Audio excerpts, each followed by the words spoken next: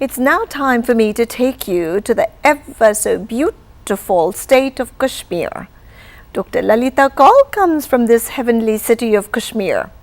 Today, Dr. Kaul brings in Mr. Maharaj Kaul, who will lay emphasis on the genesis of Kashmir problems. Let's see. Good Sunday morning. I am Dr. Lalita Kaul, host of Aura of Kashmir.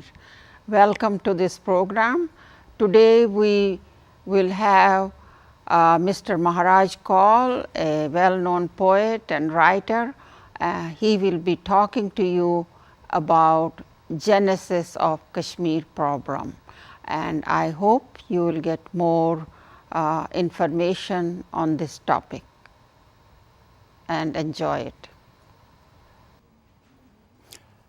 Kashmir problem has become a mythology. Even some of the Kashmiris have lost track of its details. Perhaps the devil lies in the details. 1947, when Britain decided to leave India, thereby creating two dominions, India and Pakistan. Apart from princely British India, there was princely India comprising of 565 states. These states were autonomous states. That means except for defense, communication, and foreign affairs, they were independent. So therefore, each of these 565 princely states was asked whether they would like to join India or Pakistan. Now, but there was certain problem that there were three states, Hyderabad, Junagadh, and Jammu and Kashmir. In these three states, the princes were of one religion and the subjects were of other religion. So for example, in Hyderabad, the prince was a Muslim, but majority of the subjects were Hindus. In Junagadh, it was the same thing. And both of these were decided. It took some time because all the three parties, that is Britain, India, and Muslim League, that is Pakistan, decided that the will of the people should be ascertained. It cannot just go automatically by the religion of the prince ruling the state. So therefore, Hyderabad and Junagadh were decided on the basis of the majority of the subjects in these states wanting to be with India. That left the state of Jammu and Kashmir, and where the king happened to be a Hindu, but the majority of people were of Muslim faith. But the problem came that the Maharaja of Kashmir would not decide which side, which dominion did he want to join. So he kept on waiting, and till even the new nations of India and Pakistan were formed by on August 14th and August 15th. And but Maharaja would not specify which way he wanted to go. In fact, it came to be understood that he actually wanted to be independent, but somehow did not have the wherewithal to declare that. So Pakistan took advantage of this situation, seeing that India was not hungry to take Jammu and Kashmir, and Maharaja of Kashmir was not deciding which way he wanted to go. So on October 22nd, 1947, it sent its army, which was camouflaged by local tribal people, and sent them to attack Kashmir. And this army came up to the city of Srinagar, where Maharaja's palace was located. So this really made Maharaja run for his life, and he flew to Jammu, and he knew that he cannot remain independent and cannot remain non-committal. So he sent an SOS to Mountbatten, who was the Governor General of India, told him that he will sign the standard instrument of accession.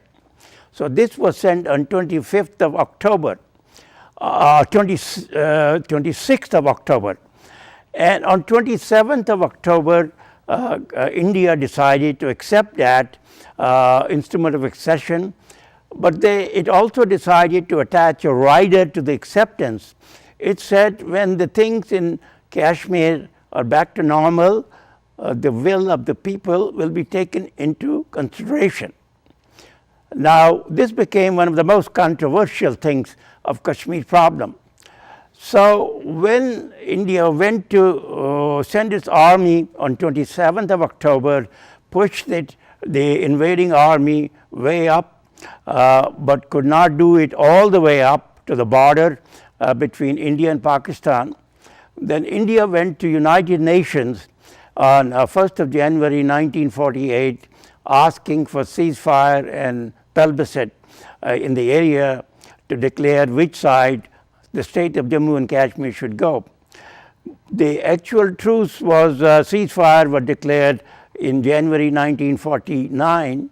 As for the plebiscite in Kashmir, United Nations studied the problem, so it took them some time, and then they finally had the United Nations Resolution 47, in which they said that Pakistan should remove its army, India should leave only some so that it can take care of law and order, and then those people who had fled Kashmir during the Pakistani attack should be brought back, so that then a plebiscite can be held and it could be then decided which dominion, either India or Pakistan, Jammu and Kashmir should go to.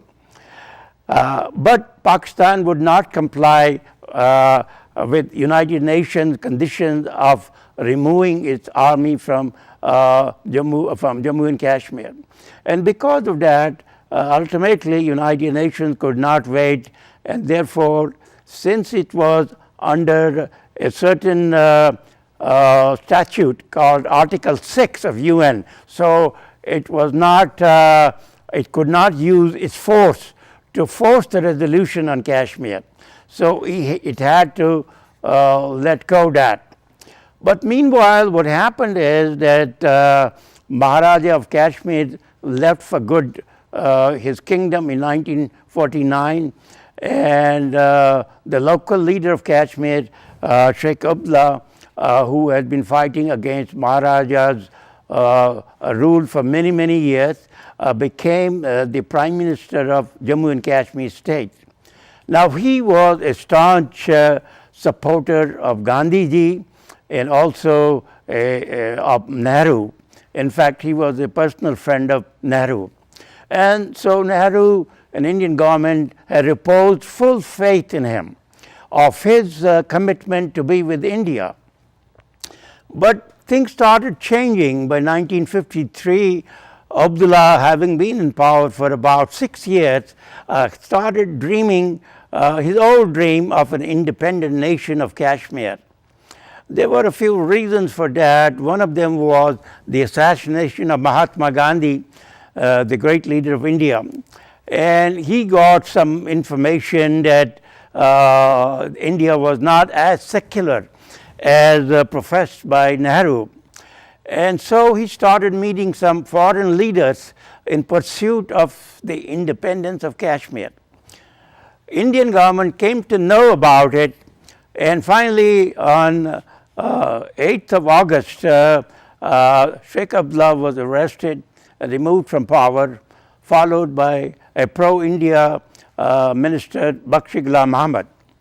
So this continued for a while, but meanwhile the world Islamic fundamentalism was growing, and Pakistan's mischief also grew. They wanted to grab Kashmir, and so there was a war in 1965 with Pakistan launched against Kashmir, and again Indian army was able to stop it. So what happened in Kashmir was that earlier until 1952 or so, the Kashmiri Muslims had agreed to be a part of India. And now they started dreaming, fantasizing about an independent independent Islamic state of Kashmir. And although chief minister after chief minister came to Kashmir, generally appointed by India, they were pro-India, but the movement to have an independent Islamic state of Kashmir stayed on. And also meanwhile, in 1962, China annexed a big part of Kashmir, 17% of it, and later on in the so-called Azad Kashmir, the part of Kashmir which Pakistan had occupied, Pakistan gifted 2% of that. So finally we have a situation, Pakistan occupied Kashmir is 35% of original J&K, China occupied Kashmir is 19%, and Indian occupied Kashmir is only 46%. So now what happened is the instrument of accession, which was signed by Maharaja of Hari Singh, was made into an Article 370. Only difference is Article 370 has some clauses about what can be added to the instrument of accession. So instrument of accession became Article 370. But again, this was not a part of Indian Constitution as of that. It was a temporary measure. And J&K was the only state among the 565 princely states which wanted to have a constitution of its own. And India had no choice but give them that right. Other states, a few of them wanted certain amendments which were carried by India. So a constitution assembly was framed in Kashmir by its government, and in 1951, and it took several years for J&K to finish the constitution writing by October 1956, and then on 26th of January 1957 it became a fully accepted constitution signed by the President of India. So it was fully absorbed in the Indian Constitution. So the thing is that it renders Kashmir a certain amount of autonomy, unlike any other state in India. Now, Government of India has been able to make inroads in that, and it has been able to add certain things under its control over Kashmir from the original Article 370. And so that is one of the things which bothers Kashmiri Muslims quite a lot, that India is not going to live up to its commitment to uphold J&K Constitution, of which Article 370 is a part. Now, so this is the thing, that under the pretext that India is not meeting its commitment, there is a lot of unhappiness among Kashmiri Muslims. But that is not the only thing. The other big thing is, as I said earlier, it is the dream of Kashmiri Muslims to turn Kashmir into a Islamic state, and in that they are very much helped by Pakistan and many Middle East countries. A lot of money is pouring in Kashmir, a lot of mosques have been built in recent years, and in Kashmir only 5% people are supposed to be separatists who want in Kashmir to be separated from India. But when there is a crisis, when a strike is called by separatist leaders, all other people follow them. This is why the term soft separatism has been coined. So hard separatism is only 5%, but soft separatism is rest of the 95%. And Indian government has its troops there on the streets and of course on the borders with Pakistan, but they are not very good at intercepting all the clandestine help which is pouring into Kashmir from Pakistan and Middle Eastern countries. And with the result, recently on July 8th, a local hero, 22-year young man, Burzan, he was shot by Indian Army because there were a lot of charges against him. But this created a tremendous agitation, and the whole Kashmir Valley was stopped, shut down for about 4 months. It so happened, because there was a background to it, the new government of Mahbuba Mufti, her father, who was the Prime Minister, recently elected 2 years ago, he had promised some of these militant outfits certain concessions, and they were not met. So therefore, they were there. So the thing is that Indian government's very lax control over the foreign intrusion in Kashmir, and then the betrayal by Kashmiri Muslim, which they made a commitment in their constitution to be a part of India, and that particular Article 3 was supposed to be never could be ever amended by Article 174. So in spite of all that, they changed their heart, and Indian government's very, very loose, lax vigilance has turned Kashmir into a much greater fire than it has been in the past. I hope you enjoyed the talk about genesis of Kashmir. Mr. Maharaj Kaul, who is an authority who knows it so well, and you got some more information about the genesis of Kashmir. Thank you. See you again.